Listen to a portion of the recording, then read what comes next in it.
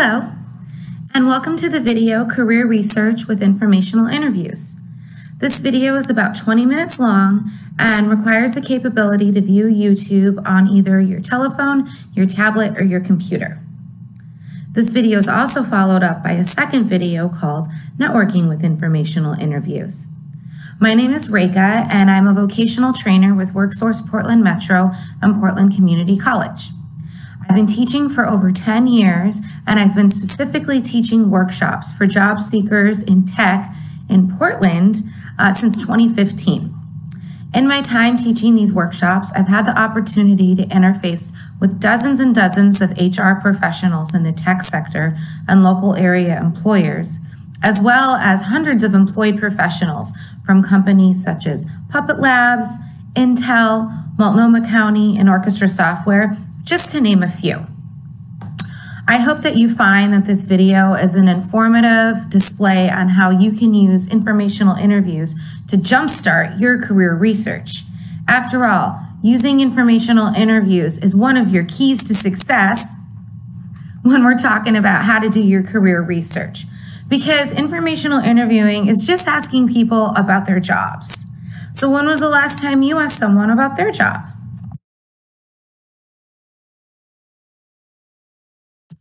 By the end of this training, you'll be able to demonstrate an understanding of the importance of using informational interviews as a career research tool, identify potential candidates to reach out to for informational interviews, as well as demonstrate an understanding of some of the benefits and challenges that can arise when you're setting up an informational interview. So let's go ahead and get started. Okay, so what is an informational interview? An informational interview consists of speaking with a professional in a specific career field of interest, maybe web developer, search engine optimization, or organization of interest. So a company you're really interested in working for as a method of conducting career research. In this scenario, you are the interviewer and will be creating and asking the questions to gather information which will help you get a little bit closer to your career goals. So let's dive in a little bit deeper and check out this video.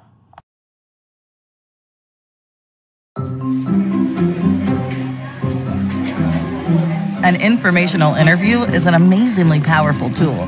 It can help you learn about different types of work you're interested in. And by providing inside perspective, it may even connect you to opportunities you couldn't see from the outside. So let's take a look at what informational interviewing is all about. An informational interview is not a job interview, and it's not a tricky play to get a job. If you're asking for a job and they do have one, then they'll likely start judging whether you're a good fit. And if they don't have one, then that conversation ends there. The key to a successful informational interview is curiosity. With sincere curiosity and good questions about your interviewee's life and experience, you gain insights into their successes and failures, how they got where they are, and what's important to them. Your curiosity will lead to an authentically engaged conversation, which also opens the door for the interviewee to get curious about you. The professional you're speaking with might say something like, "Wow, you're asking some really good questions." And in that transition, informational interviewing becomes even more valuable for someone looking for work. Informational interviews give you an opportunity to see what kinds of work resonate with you and help you determine what communities you would like to be a part of. In a good informational interview, the professional you speak with gets a lot out of the conversation too. They get to discuss their life and their work with someone who's curious about their experience and values their expertise. Plus, they get the pleasure of talking with someone who's genuinely interested in what they do. How do you do it well? Here are 5 tips to get you started. First, do your homework. Take some time to research LinkedIn or other online platforms to learn about the professional you're interviewing. Consider what questions you have about their life and work. The second tip is to try to meet in person. On the phone is okay, but face-to-face is best. 3, always try to buy the coffee or lunch. Your interviewee is giving you their time. Paying is a good way of showing your appreciation and beginning to create a connection. 4. Ask your interviewee who else they recommend you talk with. If the interview has gone well, they may be willing to connect you to other professionals you can learn from and who might have opportunities for you. Finally, tip number 5. After the interview, send a thank you. Email is okay, but a handwritten note is even better. And if they ask you to keep them posted on your progress, do so.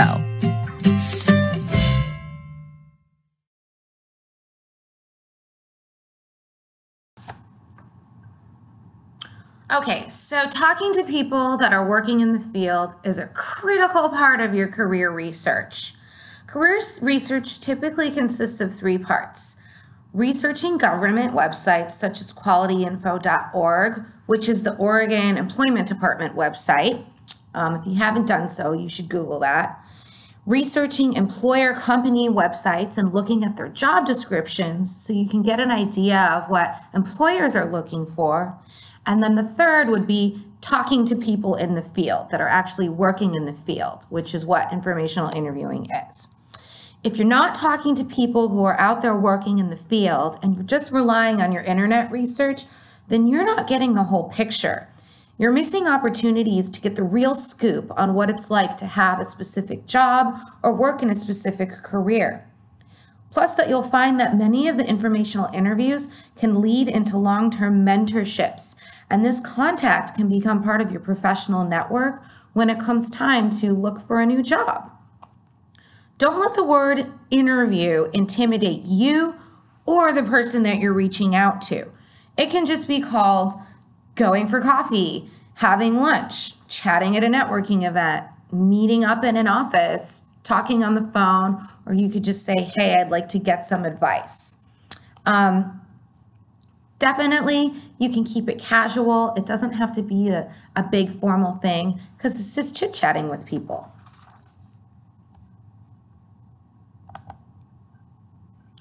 Okay, so you're probably wondering, who would I interview?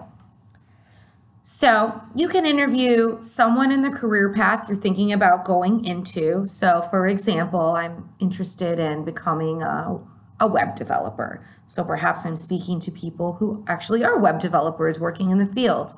Someone working in a company you're interested in. Maybe you're really interested in, working at Intel or working at Nike. You could reach out to folks that work there to get an idea of what it takes to get in the door there. Someone working in an industry you're interested in. Sometimes talking about the industry as a whole can be really helpful because there might be tons of jobs that you don't even know about. You don't even know they're jobs because they're not widely publicized, such as some really obvious ones like web developer and software developer. You're generally going to want to start with people you know, and then branch your way out. So friends, family, former colleagues. If you're new to an industry, you may need to reach out to people who you don't know. And we'll cover methods for doing this, reaching out to people you don't know, in the following video, which is called Networking with Informational Interviews. Okay, so what types of things could you learn from chatting with people in the profession you're looking to going into or at a company you're looking to get into? So I want you to pause this video and take a moment to brainstorm a list of different things you could learn when conducting an informational interview. And no, really, yes, I want you to pause the video and get out a pen and paper and write all this stuff down.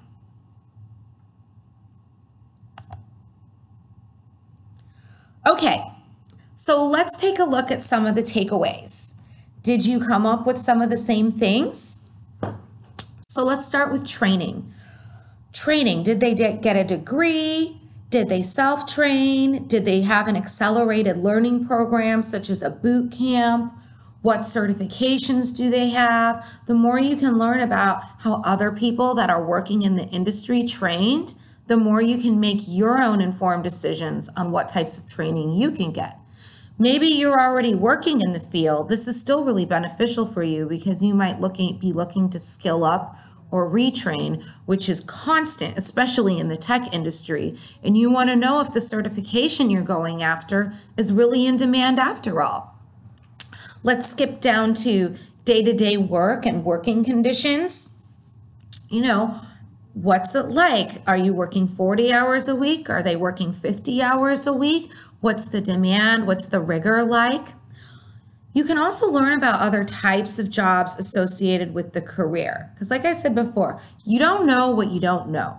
There might be maybe about 4 to 5 to 6 other jobs that are similar to the job you're thinking of, but you don't know about them, and they might be more suited to your skill set.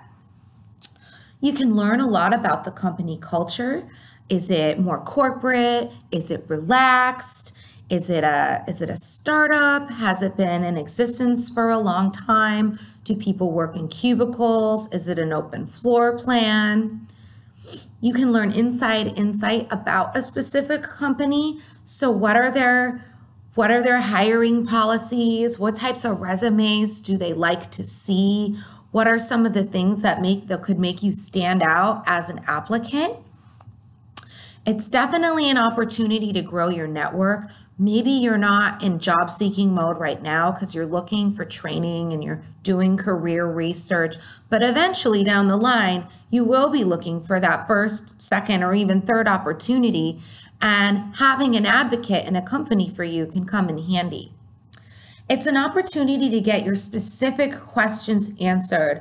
Maybe you're asking them to Siri or your computer, but I think it would be better to ask an actual person working in the field in Portland so you can get a better idea. You may receive referrals to more professionals to speak to. They'll have colleagues and know other professionals working in the field that may have time to talk to you. It's real-time information by people employed in the field, right? It's not, 2 years old or 3-year-old data. It's here and now and what this person is experiencing right now in this moment. And as I stated before, you're gaining an advocate in the company, and it could lead to future employment down the line.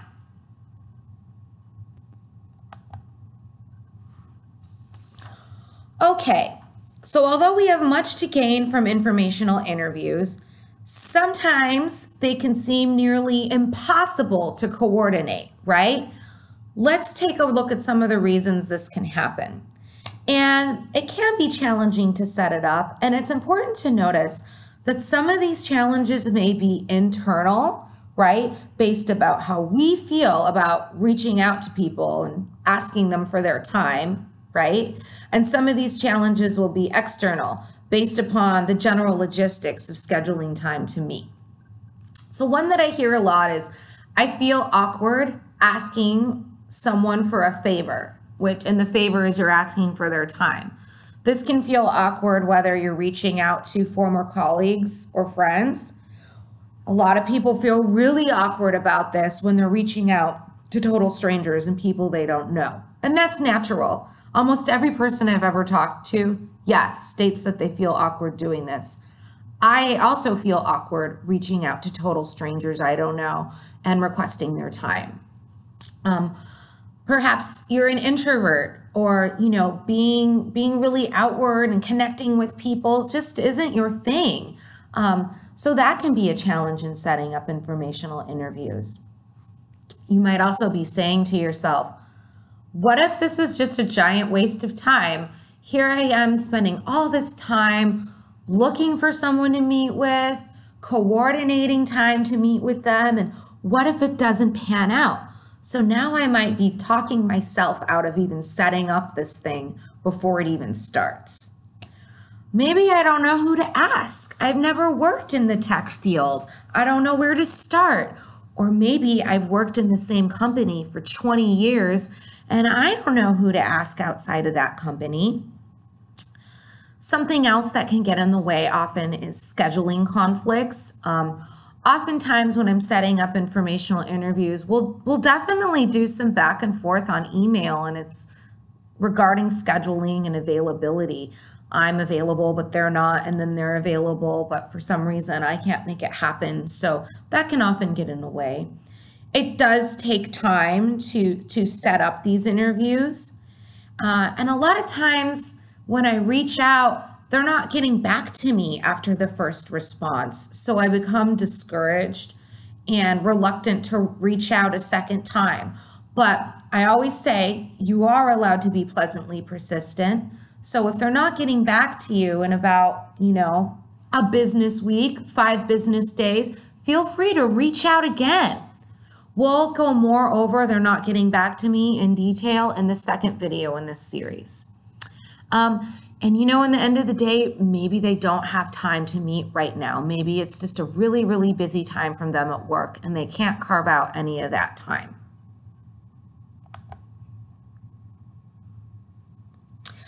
Okay, so I've had a lot of students say that one challenge in setting up informational interviews is that they feel that they're taking up someone else's time while perhaps feeling as that they're not really bringing enough to the table. So I want to take a look at the exchange that you will be having with this professional in the field you'll be meeting with. Because in the end of the day, nobody's forcing them to go to the coffee shop and meet with you. They're doing it on their own free will. Nobody's forcing them to invite you into their office to meet with you, right? Once again, they're doing it on their own free will. So we've already established that what the professional in the field is offering us, the people requesting the interview, right?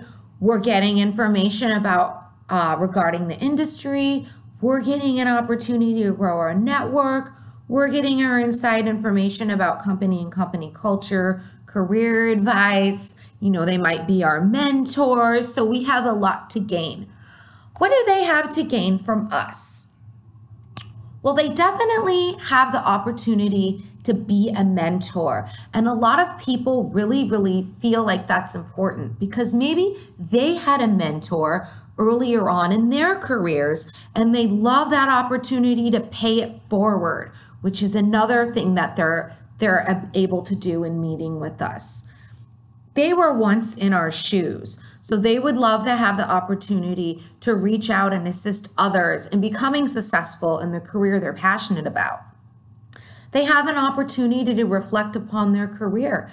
Maybe they don't get this chance very often. Maybe when they start talking to their friends about their career, their friends' eyes glaze over and they don't really, they don't get it because they're not really interested in that same field.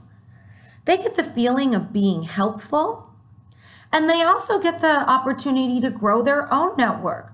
Who knows? Maybe in a few years, their company will go through a layoff and they will be looking for work as well and be needing to conduct informational interviews with other people, such as yourself. They also get to gain a perspective on the current job-seeking market and training opportunities. It's possible that they've been working at the same company maybe for about 10 years, 20 years, and they've become maybe not as up to date on what trainings that people are getting now when they're coming out of school. Maybe they don't know what the job market is like for people looking for work now, and it would help better prepare them in the event that they go through a job transition. They have an opportunity to meet with potential job candidates. Perhaps you're job ready while you're having the informational interview with them, or you'll be soon job ready after you complete your training and you could be a potential candidate.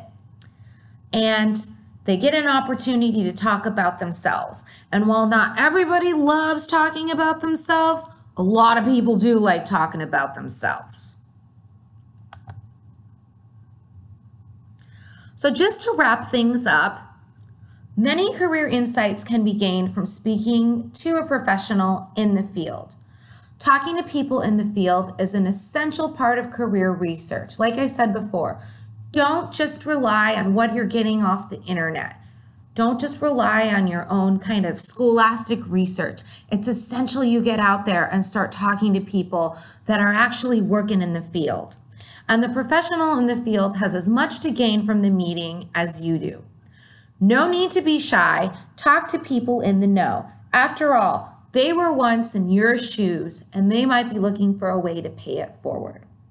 So if you're looking for more specific details on reaching out to people and doing some networking and how to put all these pieces of the puzzle together, please, I encourage you to watch the following video, which is the second chapter of this series called Networking with Informational Interviews.